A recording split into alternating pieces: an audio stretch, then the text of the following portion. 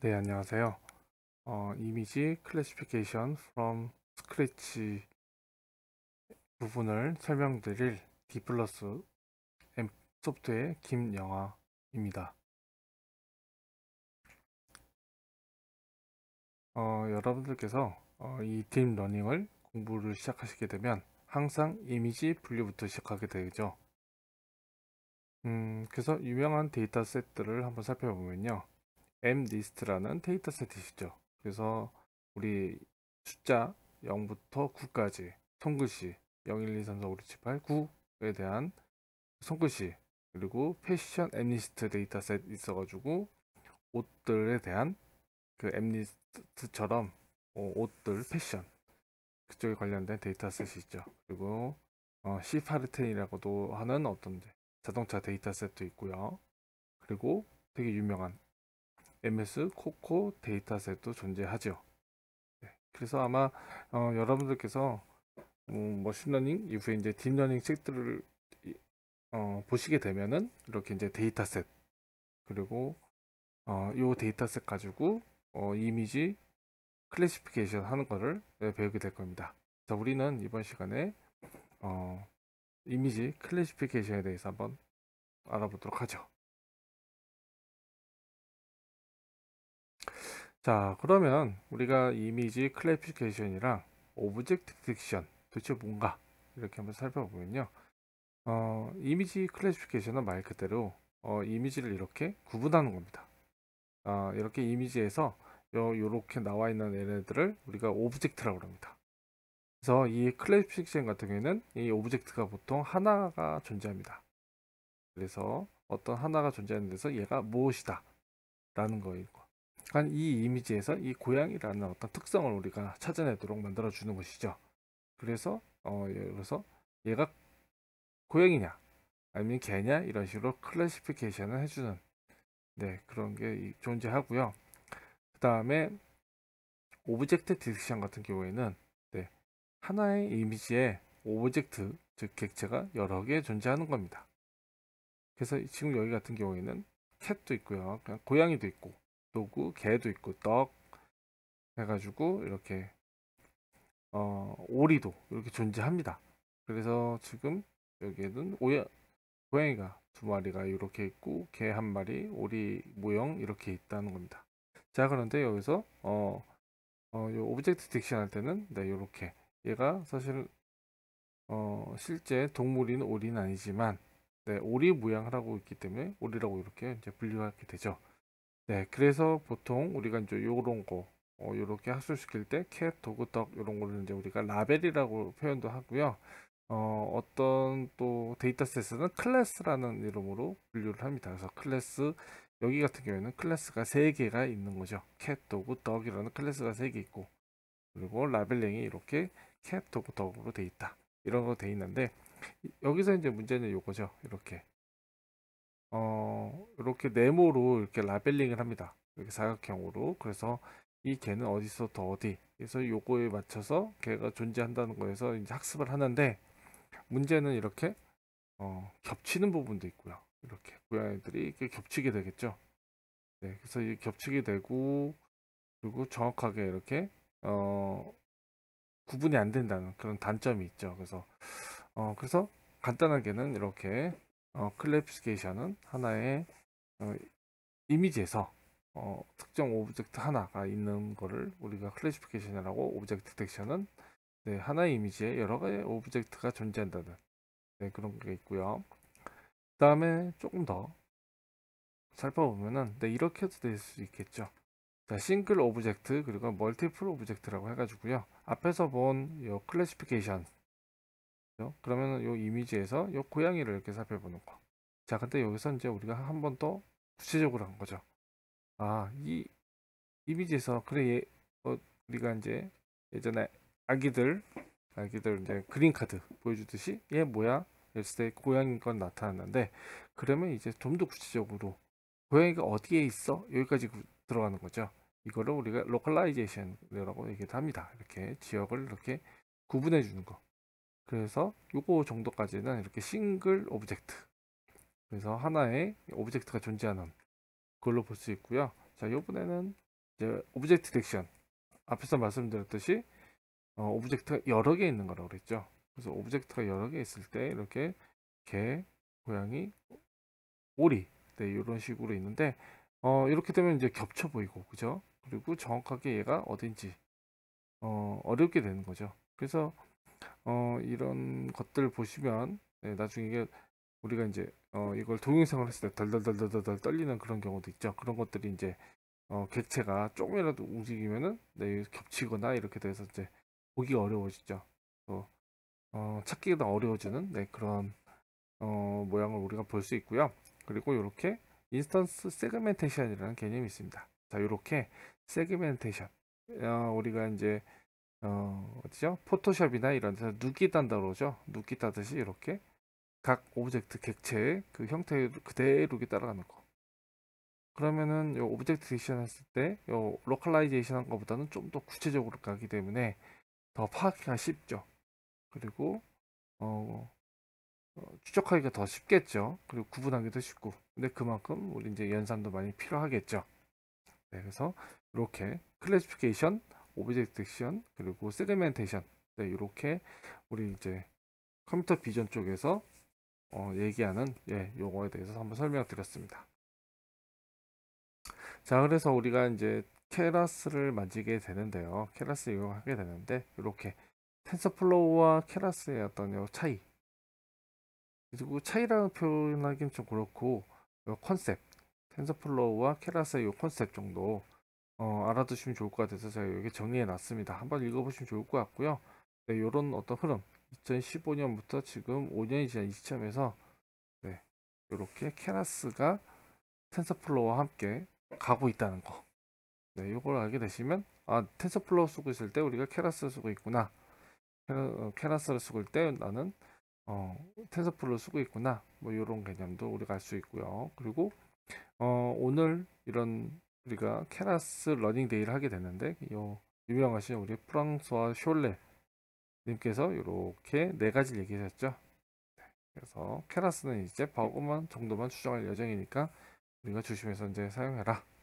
네, 그렇죠. 그래서 텐서 2.0부터는 TF 케라스를 사용하는 게 되고 있죠. 자, 그래서 우리가 아직도 이제 설치 관련돼서 이슈가 많이 얘기를 합니다. 뭐가 있냐면 이렇게 텐서플로우 2.4를 설치를 하려고 하는데 가끔 설치가 안 되는 경우가 있습니다. 어느 경우 있냐면 자신이 파이썬 무조건 최신 버전인 3.9를 설치해 놓고서는 텐서플로우가 설치가 안 된다고 이렇게 얘기하는 경우도 있습니다. 여기 보시면 우리가 매뉴얼을 잘 안 읽어요. 이렇게 사이트 가시면 이렇게 파이썬 3.8이라고 돼 있죠. 3.5에서 3.8만 지원한다고 그러는데 파이썬 3.9를 설치해 놓고서는 텐서플로우 2를 설치하면 당연히 안 되는 거죠. 네. 그런 것도 있고요. 또한 여기 비트 64비트 시스템이라고 그랬습니다. 자, 그러면 파이썬 32비트를 설치해 놓고서는 네, 텐서플로우 2를 막 설치하려고 그런다. 그럼 설치가 안 되겠죠? 64비트가 안 맞으니까. 그래서 이런 것도 좀 이제 유의하셨으면 좋을 것 같고요. 그래서 텐서플로우 2.4는 이렇게 pypi.org에 가시면 네, 이렇게 설치나 관련된 내용들을 보여주고 있고요. 여기서도 제가 강조드리고 싶은 건 여기 이렇게 3.8 지원한다고 얘기되어 있고요. 그리고 이제 최신 버전은 2020년 10월 15일 날 릴리즈 됐다는 거죠. 그래서 일주일 전에 2.4가 공개됐고요. 그리고 이 2.4에 대한 파일들을 살펴보기 전에 요거는 이제 텐서플로우 뿐만 아니라 pypi 사이트 보는 법인데요. 여기 보시면 다운로드 파일즈 여기를 클릭하시면 다음과 같이 나오는데요. 여기 보시면 요렇게 요 옆에 여기 이렇게 CP38이 되어 있죠. 이 얘기가 뭐냐면 파이썬 3.8까지 지원한다 그 얘기입니다. 여기 37으로 되어 있죠. 36으로 되어 있죠. 네, 이런 식으로. 그래서 만약에 지금 텐서플로우 2.4가 2.4.5로 이게 업그레이드 됐다. 그때 CP39가 나온다면 텐서플로우가 파이썬 3.9를 지원하는구나. 이렇게 우리가 이해하시면 될 겁니다. 이런 식으로 우리가 파이썬 설치와 그리고 텐서플로우의 설치 그리고 그 구합 또 알아봤죠. 그래서 요거가 어떻게 보면 굉장히 단순한데도 요거를 깜빡하셔가지고 왜 설치가 안 되지? 왜 이런 것들 많이 해서 거기서 이제 좌절감을 느끼고 진행을 못 하시는 경우도 있는데요. 네, 이렇게 한번 살펴보시면 좋을 것 같고요. 그리고 이렇게 맥, 리눅스, 윈도우 이렇게 나눠서 네, 구분을 해주고 있다라는 거 아시면 될 것 같고요.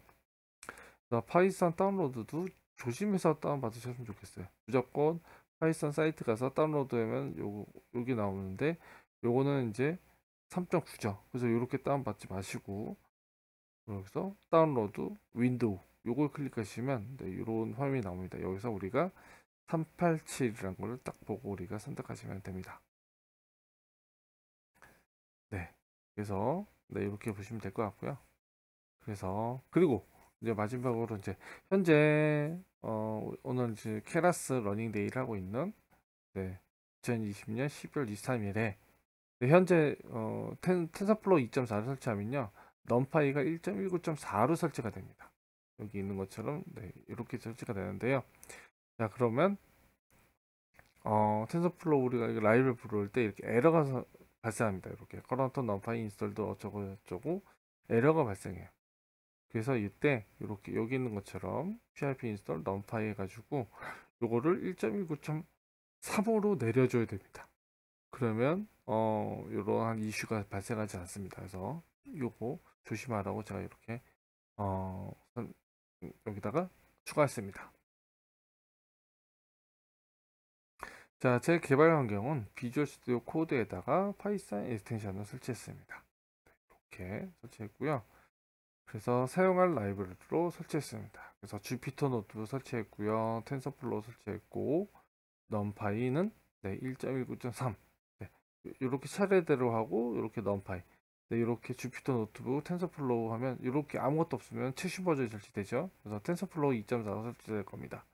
이때 넘파이 1.19.4가 설치가 돼요. 그래서 이거를 이렇게 낮춰줄 거고요.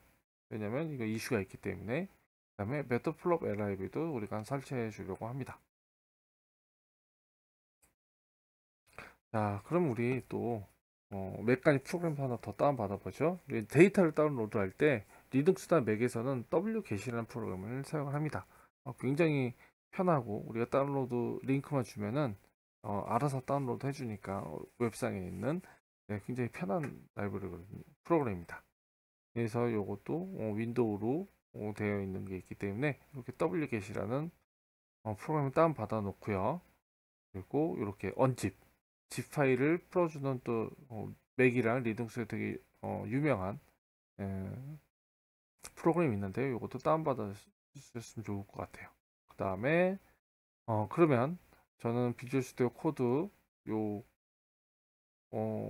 여기 폴더에서 디렉토리에 이렇게 아이파이썬 노트북을 하나 두고요. 그리고 언집이랑 wget이라는 애를 저는 둘 겁니다. 자 이렇게 된 상태에서 자 라이브러리를 준비해서 이렇게 텐서플로우랑 케라스랑 레이어들에 대한 라이브러리 불려오고요. 그 다음에 데이터를 다운로드 할 겁니다. 그래서 이렇게 wget 이렇게 쓰죠. wget을 쓴 다음에 이렇게 다운로드를 위해서 다운로드 받습니다. 이렇게 그래서 캐글에 있는 고양이와 개 관련된 데이터 다운 받아 놓고요. 그 다음에 언집 프로그램을 호출해 가지고 이 다운로드 받은 이 파일을 앞쪽 풀어줄 겁니다. 그래서 여기 느낌표 이렇게 있으면 요거는 네, 우리 주피터 노트북 상에서 명령을 실행해라 이런 의미가 되는 거죠. 네, 별도의 터미널 창을 열지 않고도 이렇게 설치가 된다는 거. 그래서 문제는 우리가 또 뒤에서 또 설명을 드리겠지만은 항상 데이터를 의심하셔야 됩니다.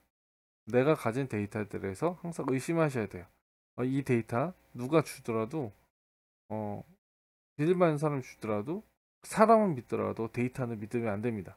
그래서 항상 데이터에 대해서 정제 작업 그리고 데이터를 한번 의심하시고 확인하는 습관을 들으셔야 될 거예요. 자, 여기서도 우리가 데이터들 이제 이미지를 있는데 우리가 이미지에서도 이렇게 헤더 살펴봐가지고 JF, IF라는 이런 정상적인 내용을 가지 않는 파일들을 우리는 제거할 겁니다. 그러한 소스 코드가 여기 이렇게 나와 있어요. 그래서 이렇게 폴더가 캣이랑 도구에 있는 애들 중에서 네, 이미지를 다 서치해 가지고 거기서 이렇게 JF, IF가 아닌 애들은 여기 있는 것처럼 삭제해라.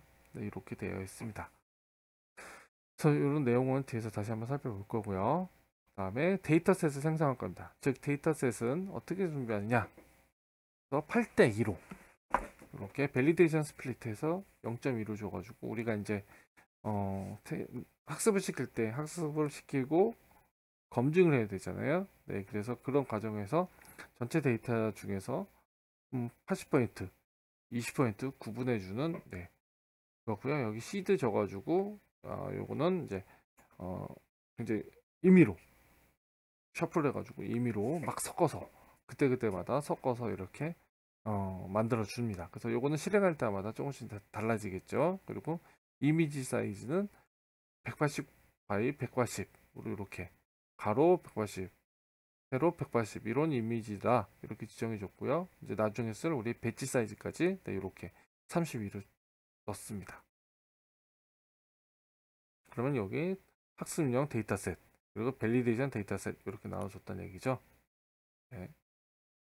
자, 그러면 이제 우리 데이터셋의 이미지도 살펴볼 겁니다. 그래서 이미지 크기는 우리가 180이었잖아요. 요거를 그냥 10 곱하기 10으로 조그맣게 보여주려는 거죠.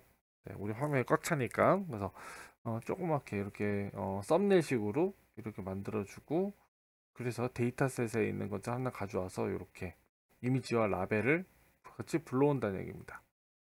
그래서 이미지와 라벨을 이렇게 9개 뽑아내서 9개를 이렇게 배드플로우 LIB에 서브플롯 해가지고 여기 있는 것처럼 가로 셋, 세로 3개, 즉 9장을 표를 그려서 여기 이제 이미지를 보여주고 거기에다가 우리가 이제 라벨까지 이렇게 준다는 얘기죠. 이것도 뒤에서 한번 살펴보겠습니다. 코드를 실행하시면서 그리고 이제 데이터 어그멘테이션까지도 또 해본다는 겁니다. 이게 뭐냐면 우리가 이제 데이터를 이미지 데이터를 만약에 준비를 할 경우에 문제가 뭐냐면 어떠한 이미지를 구하는 것도 어렵고 그리고 그 구하는 시간도 너무 어렵습니다. 시간도 되게 많이 걸려요. 그래서 하나의 이미지를 조금씩 변형해서 이렇게 보시면 이제 랜덤 플립이라고 그러죠. 그러니까 호리존탈 그래서 뭐 플립은 이렇게 위아래 좌우 이렇게 바꾸는 걸로 플립이라고 하는데 그래서 축을 임의로 바꾸든지 그러니까 X축, Y축 이걸 임의로 바꿔서 다르게 이미지를 보여주거나 아니면 이렇게 각도를 조금씩 바뀌어서 로테이션을 바꿔보면서 이렇게 데이터를 조금 변형해 주는 거죠. 똑같은 이미지의 변형 저렇게 플립해 주거나 각도를 조금만 변형해도 또 다른 새로운 이미지가 만들어지는 거죠. 네. 그런 거를 우리가 이제 데이터 어그멘테이션을 합니다. 그리고 뭐 데이터 보강, 뭐 증가, 뭐 이런 식으로 얘기하는 건데요. 그러니까 한마디로 똑같은 이미지에 대해서 똑같은 이미지 좀 변형을 해준 거죠. 그러다 보니 이제 오버피팅이나 이런 것들은 이제 줄일 수가 있겠죠. 같은 이미지 특성들을 가지고 있는데 그게 조금씩 틀어진 거니까. 그래서 이런 것들 하고요. 그래서 어그멘테이션은 이미지도 한번 살펴본 겁니다. 요거는 앞에서 우리가 이제 나왔던 그 이미지들 다시 한번 살펴보는 거고요. 앞에서 우리가 봤던 그거 똑같죠. 네. 얘는 앞에서는 이제 라벨이 붙어 있는데 얘 같은 경우 어그멘테이션 했기 때문에 라벨까지는 필요 없죠. 네, 그냥 하나의 이미지에 관련해서 어그멘테이션 했다는 거. 네, 그거고요. 그 다음에 우리 성능, 이제 학습 성능을 위해서 우리가 데이터셋을 이제 설정합니다. 이렇게 버퍼 사이즈까지 네, 이렇게 지정하고요. 모델을 생성합니다. 그래서 케라스에서는 이렇게 모델을 먼저 이렇게 생성해 놓고요. 그래서 데이터 준비.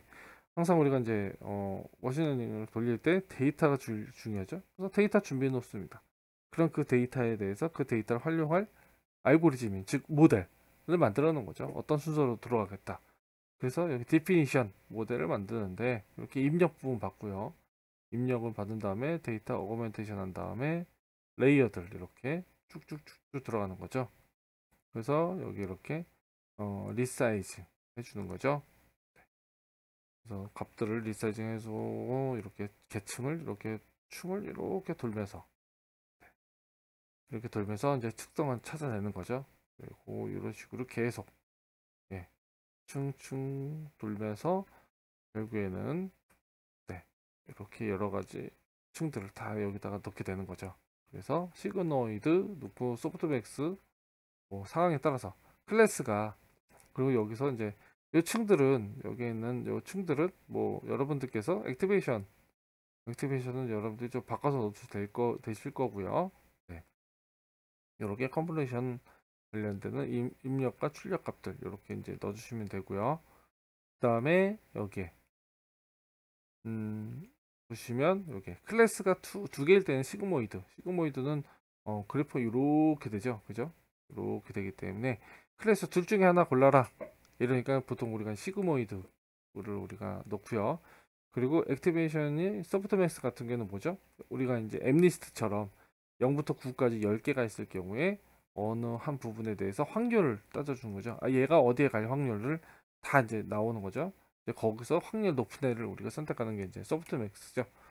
네, 그런 식으로 이렇게 해서 모델을 이렇게 만들어 주고요. 그래서 여기 선언한 거를 이렇게 메이크 모델을 해가지고 이제 만들어 준다는 겁니다. 그래서 이렇게 요 함수를 이렇게 선하고 얘를 이제 모델을 이렇게 만들고 이러한 모양을 그냥 계층 각각의 층을 구분한 이런 모델을 만들어 놓고 그 다음에 이제 컴파일 합니다. 컴파일하고 그 다음에 피팅까지 합니다. 그래서 여기 보시면 우리가 앞에서 이러한 우리가 데이터를 준비해 놓고 그리고 이 데이터는 인풋이 이렇게 되고 인풋에서 이렇게 출력값까지 아웃풋까지 가게 되는 동안에 어떤 레이어들이 존재하는지 이렇게 우리가 만들어 놓고 그 다음에 콜백 요 부분은 뭐냐면 이렇게 에포크를 지날 때마다 우리가 이제 50이죠. 여기 에포크 지날 때마다 1부터 50개까지 이제 파일이 생성은 될 겁니다. 여기 옆에 지금 보신 것처럼 얘는 에포크 하나만 지난 거예요. 그래서 에포크 하나 지날 때마다 요 모델 파일을 저장해라 이렇게 얘기하는 겁니다. 그래서 요 부분 콜백 부분은 그렇게 되고요. 자, 그래서 이렇게 선언된 애들을 결국 에포크까지 선언됐고요. 그래서 이렇게 컴파일 시킵니다. 그래서 이렇게 최적화 함수 아담이라는 애를 쓴다. 뭐 이런 식으로 해서 로스 함수는 바이너리 크로스 엔트로피다. 뭐 이런 식으로. 그리고 매트릭스는 나중에 우리가 어크래시나 아니면 로스에 대해서 그래프를 그릴 때 그런 용도로 쓰기 위해서 이런 매트릭 항목도 이렇게 지정해 줍니다. 그래서 이런 애들을 이렇게 딱 난 이렇게 하겠다 모델을 만들었고 실제 이 모델을 쓸 수 있게 컴파일해 주라 이렇게 해놓고요. 그 다음에 모델 피팅 여기를 합니다. 즉 학습을 시킨다는 얘기죠. 학습시킨다는 얘기를 이제 우리 케라스에서는 이렇게 피팅한다 이렇게 얘기해 됩니다. 그래서 어때? 학습 데이터를 주고 그리고 에포크 50번 돌려라 그리고 콜백 그래 에포크 하나 돌 때마다 이렇게 파일 하나 생성해라 뭐 이런 식으로 되는 거죠. 그러니까 우리 50개면은 요게 나중에 50개 정도 되겠죠. 네. 그리고 밸리데이션 데이터셋은 우리가 또 아까 나왔죠. 8대 2분 나눴죠. 네, 그런 용도로 이제 들어가면 될 겁니다. 그래서 결과 확인. 그래서 여기 다른 특정 어떤 이미지를 꺼내서 얘를 우리가 학습시킨 모델에다가 네, 이렇게 여기 이 부분이죠. 모델.프리딕션 프리딕트 그래서 이런 애들을 이미지를 불러와서 얘를 프리딕션 모델의 프리딕션에 태우면은 얘가 결과가 얼마나 나온다 그걸 여기 우리가 알 수 있죠. 그래서 몇 퍼센트 스코어로 알 수 있는 거고요. 네, 그래서 우리가 요거를 한번 소스 코드로 보도록 하겠습니다. 자, 그래서 이미지 분류기 이제 되는 건데요. 여기서 우리가 라이브러리를 준비하고요.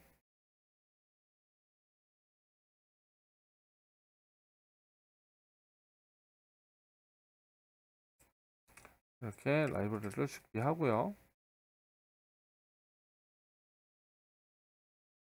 그리고 데이터를 이제 다운로드 합니다. 이 데이터는 약 786MB 정도 됩니다. 그래서 이게 지불이 되고요. 여기 보시면 다운로드가 될 겁니다. 지금 이제 다운로드를 하고요.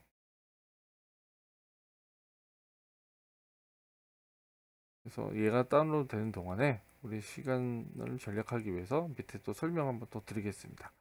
자, 그래서 얘를 이제 다운로드해서 압축을 풀게 되면요. 이렇게 펫 이미지라는 디렉토리가 생길 거예요. 그러면 이 디렉토리 밑에 이렇게 얘 다운로드 열심히 하고 있죠. 네, 하고 있고 여기 이 파일 생겼죠. 그 다음에 압축까지 풀어줬습니다. 이렇게 압축까지 풀어줬네요. 네. 그래서 여기 보시면 이렇게 펫이라는 애가 있고요. 네. 캣이라는 애도 있고 점점 지금 이제 압축을 풀어주고 있는데 네, 아직 다 안 풀어진 것 같죠. 그래서 여기 보면요. 디렉토리가 캣이랑 도구가 있어요. 네. 그래서 이렇게 구분을 해서 넣은 겁니다.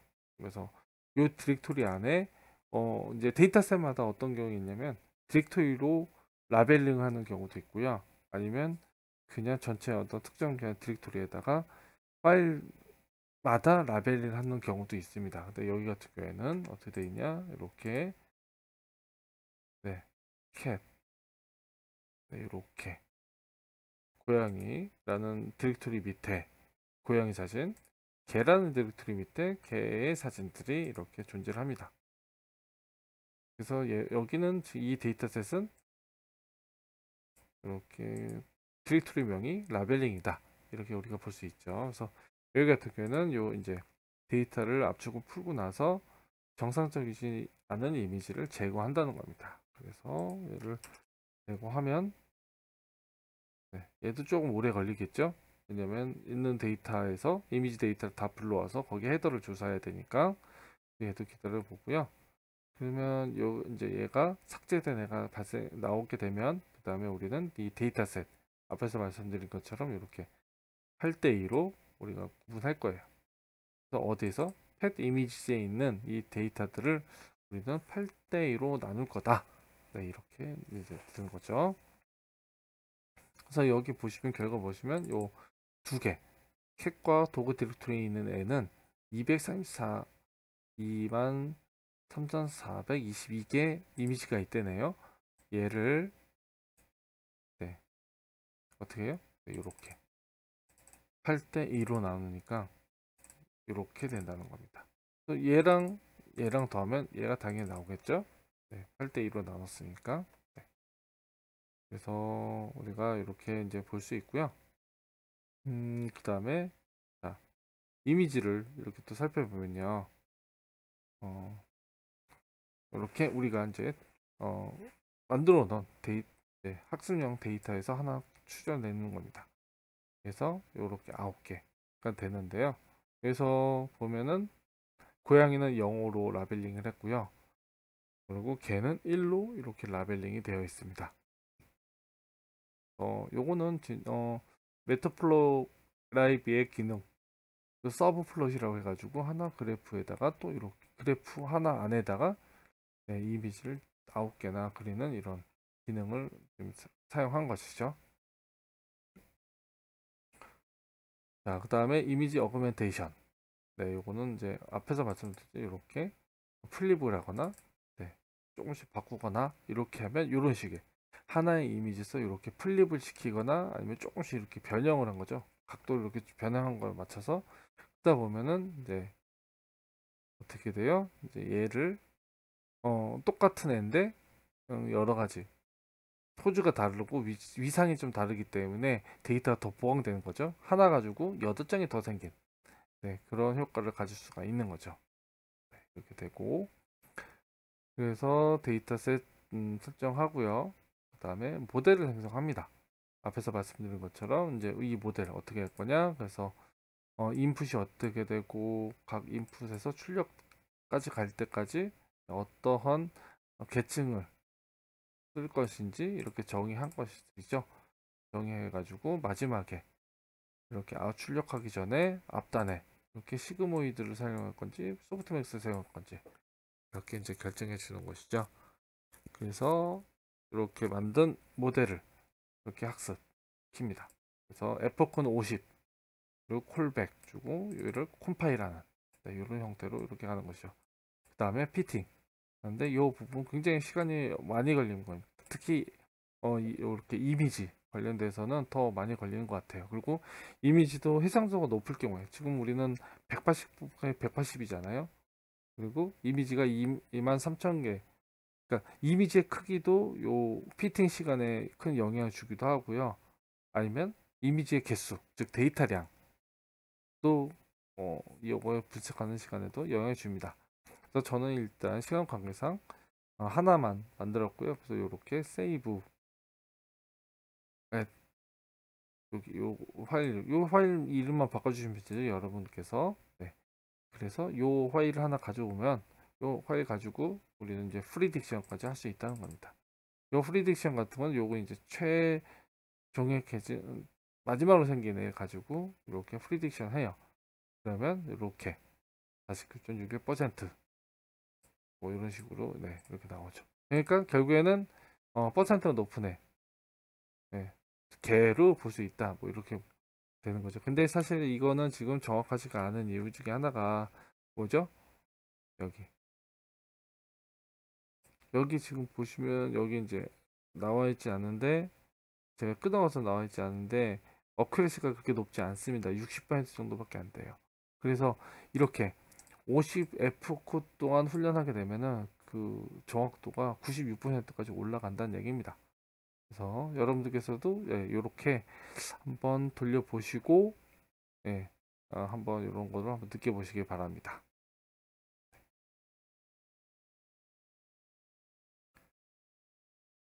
그래서 제가 준비한 내용은 여기까지고요.